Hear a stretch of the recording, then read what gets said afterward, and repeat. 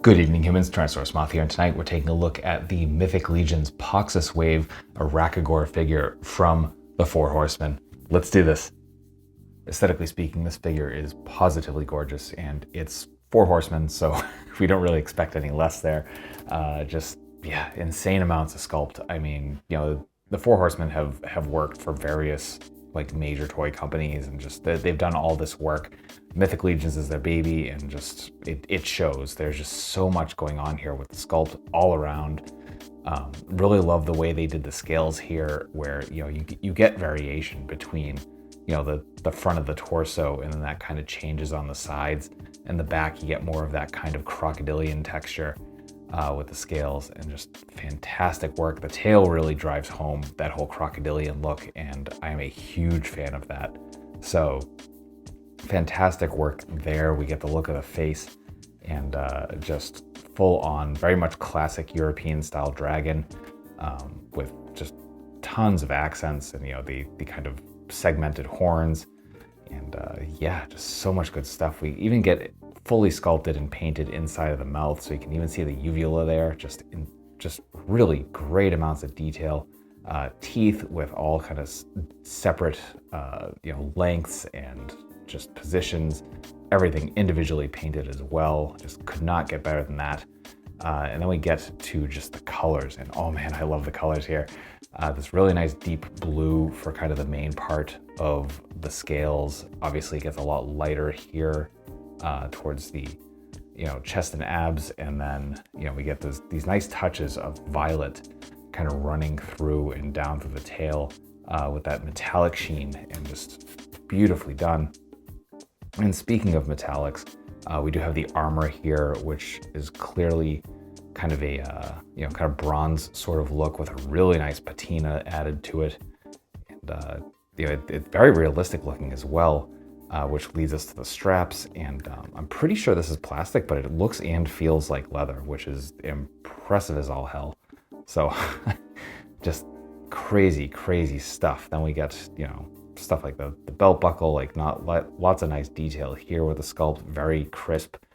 Silver paint here for the buckles and all those accents, and then I get this kind of fuzzy like loincloth piece, which is a really nice addition. Just a little pop of soft goods there, but yeah, just gorgeous figure. Great group of accessories here, so let's get right into it. And right out of the box, we do get a couple of gripping hands, which are fully sculpted even on the palms, which I think is a very nice touch. Then we get a couple of fists, and finally a couple of kind of pointing posed hands, all beautifully sculpted, painted, etc. Then we get this massive sword with insane detail going on here. Like even the pommel just has like lots of sculpt going on to kind of give it a lot of character. Love the shade of purple for the handle, pretty much perfect for me. You can see that there's a little bit of paint rub there from having it in the hands, which is a little unfortunate, but is what it is. It's the thing with figures. We come here, we get this like dragon head with the wings coming off of it. Just beautiful idea there. I really love the way that that's executed. And we come to the blade, which kind of has an almost kind of aqua/teal look to it. Lots of nicks and dents. Got the deeper teal here in the grooves of the blade. Just really nice stuff. And just, yeah, very crisply done as well. And then finally, our last accessory is this fire effect piece, done in this really nice shade of purple. It's just like a little bit of translucency there. It can definitely catch some light. And you can see there's a channel right here, and that just kind of fits right onto the blade. So that will do it for accessories. Articulation balance here are very nice, and Four Horsemen stuff, they're not articulation powerhouses, but they have a very specific kind of engineering philosophy they use for their figures, and it works very well. So this is a context piece where, again, if you're looking for something that gets like a lot of deep crunch and stuff like that, not going to be the line or the figure for you. However, there is some very good stuff. You can get some great poses, and it's all about the presence of the figure for like Mythic Legions and other stuff that Four Horsemen have done.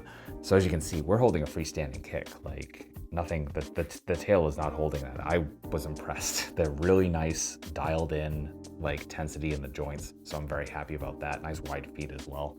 So we got that. For the head, we do have a very wide ball joint here set in the neck, which has a smaller ball joint that holds the head.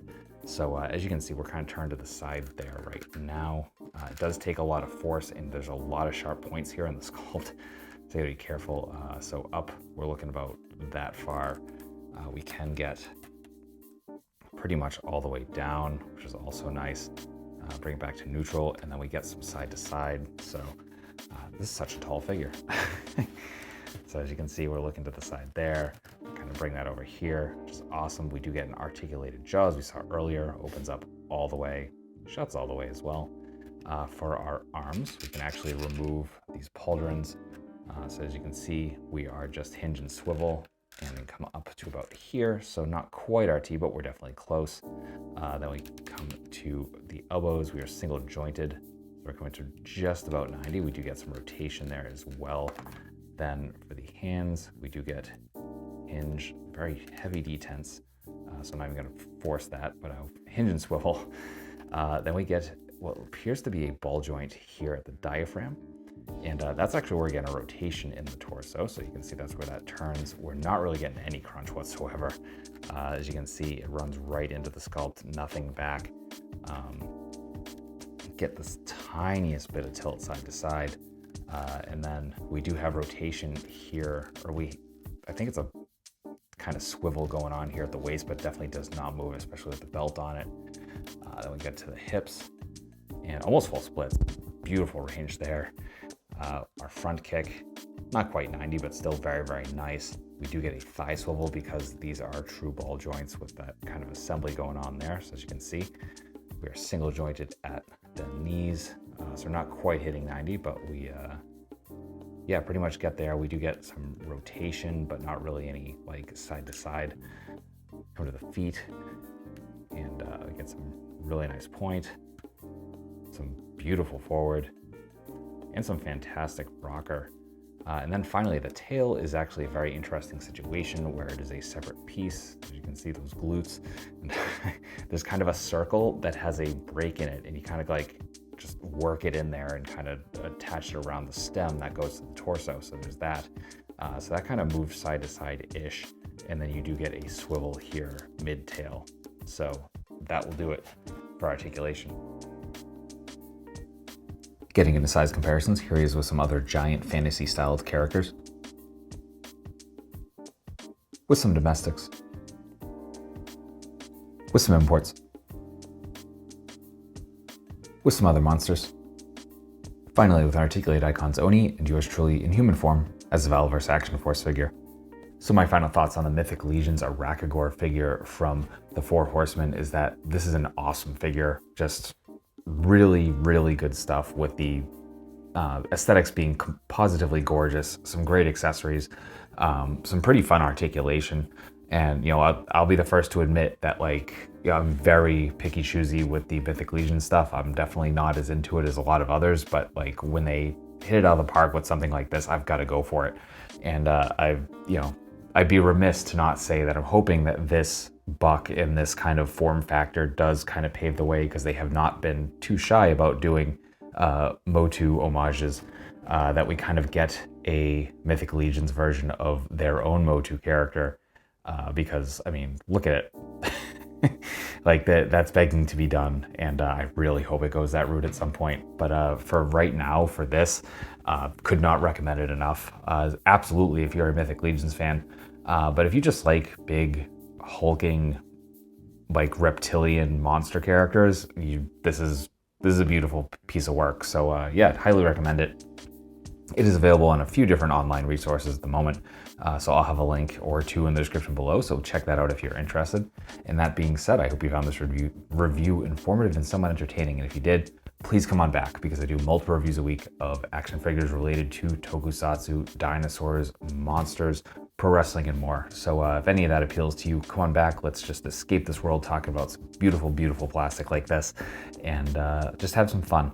So ultimately, I just hope you are well. Hope that all of your toy dreams come true, and most importantly, I hope that you and yours stay weird, simians.